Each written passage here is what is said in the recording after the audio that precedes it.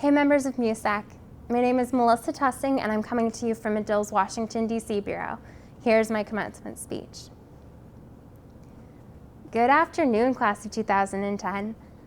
I don't think we've all been in the same room together since our very first journalism class in the fall of 2006. And though we're not in FISC 217, I think we'll transfer our Medill pride to Con Auditorium today. So some of you have probably heard the song, What Do You Do with a BA in English from Avenue Q. For those of you who haven't, Avenue Q is a play about Brian, a recent college grad facing the next stage of his life, kind of like us. Part of his song goes, I can't pay the bills yet because I have no skills yet. The world is a big, scary place. Don't worry, I'm not saying we have anything to fear. But I think it's fair to say that over our 4 years in the program, we've witnessed a spectrum of emotion about our decision to study journalism, ranging from skepticism to relief. Some might have even implied that we are in the same position as Brian, but we are not. We've mastered specific skills at Medill that we can bring to journalism and careers in any field.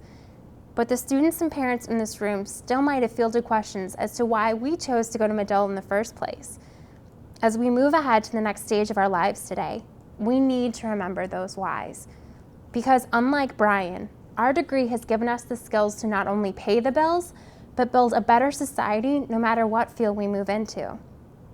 Why did you apply to Medill? It could have been because you're an avid reader of the Tribune and really wanted to feel connected to Old Joe. Or maybe you wanted to be a sports writer at a school known for having an awesome lacrosse team, or a football team that's gone to 2 straight bowl games. But I'm thinking you came here for a more idealistic purpose. Maybe what Columbia grad Matt Mabe experienced.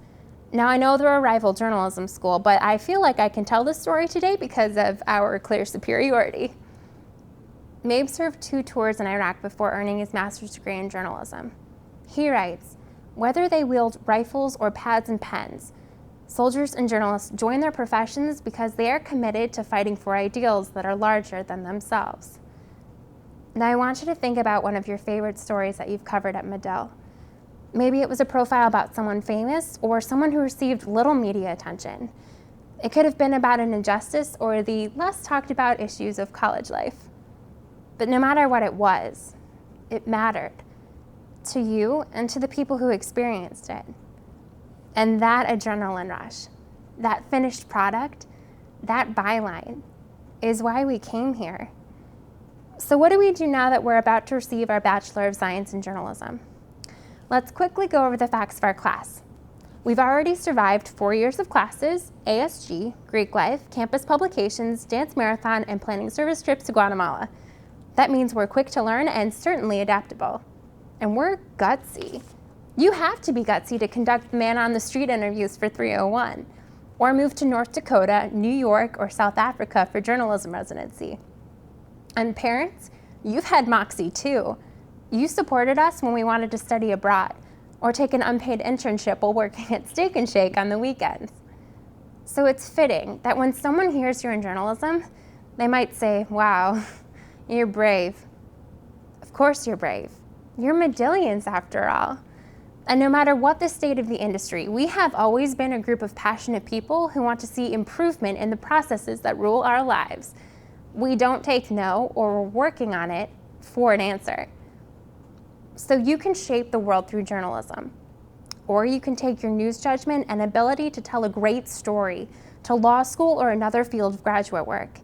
You can take your passion for fighting for ideals into service programs like Teach for America or the Peace Corps, or play your role as a concerned citizen who understands where information comes from and the need to communicate it fairly. Guys, we've got our work cut out for us.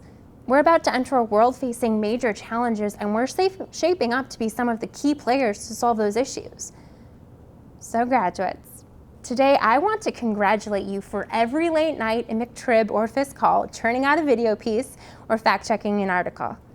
And I want to challenge you to use your Medill skills to shape our society in whatever field you choose.